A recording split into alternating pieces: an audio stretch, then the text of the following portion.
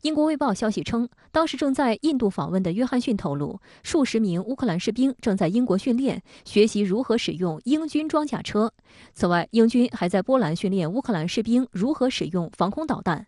约翰逊还提到，预计未来几个月将是艰苦的，并表示俄乌冲突可能会持续到明年年底。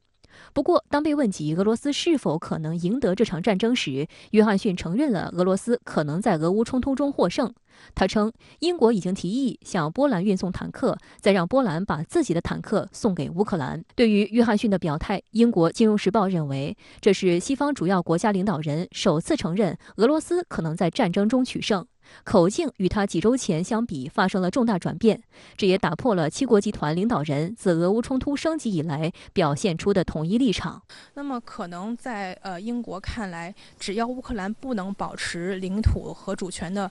完全完整的话，那么就是俄罗斯取得了胜利。那么在现在这个战事来看呢，俄罗斯想控制这个东部甚至是南部的这个目标是有可能实现的，所以在这种情况之下，就可能会说是俄罗斯取得了某种程度上面的胜利。虽然英国在对俄制裁方面表现得颇为积极，但令人错愕的是，英国被曝已授权在5月底前用卢布支付俄天然气款项。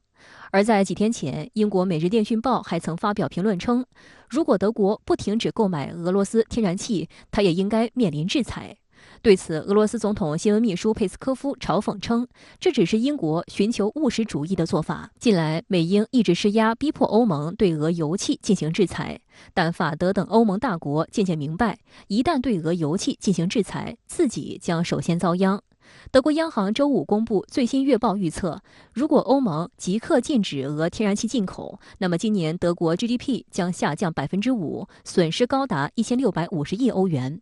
英国《金融时报》称，如果柏林制裁俄能源，经济将会更加衰退。德国总理舒尔茨也一改往日对俄油气制裁的模糊态度，他周五在接受《明镜周刊》采访时明确表示，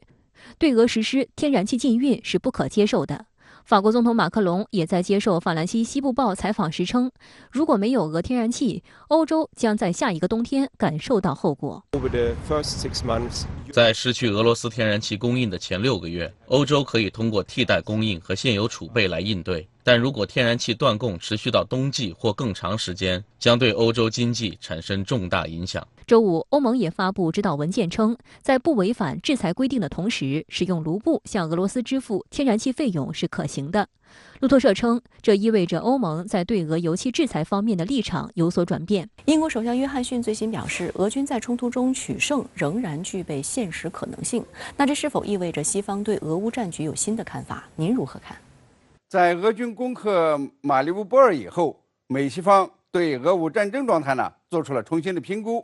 尤其是俄军将领提出，不仅呢要解放东巴斯地区，还要攻克乌克兰南部地区，尤其是奥德萨，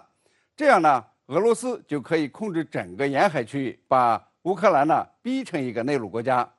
从俄军的攻势看呢，正在向乌东和乌南地区推进。我们也看到呀，不仅英国首相承认俄军取得胜利具备现实性，美国国务院发言人呢也说，从战场形势看，俄军正在赢得胜利，因此呢，需要美国和盟友啊继续给乌克兰输送武器弹药，从战略上击败俄罗斯。可以看出呢，这个英美啊做出这样有点泄气的话，一呢是为继续这个向乌克兰提供军援找理由，二是敦促美欧团结一致，不能够出现分裂。三呢是打预防针，要为乌克兰失败或者是出现了独立公投做好准备。俄乌军事冲突会是怎样的结局呢？现在还不太好说。看这个美西方呢对乌克兰的军援力度和乌军呢究竟还能坚持多久，这些呢都没有确切的信息和数据。但是我觉得呀，这个俄乌军事冲突呢很可能是打打停停，停停打打，弄不好呢就会变成欧洲的叙利亚，成为消耗俄罗斯的长期战争。好的，也谢谢陈先生跟我们共同在线分享您的观点，谢谢。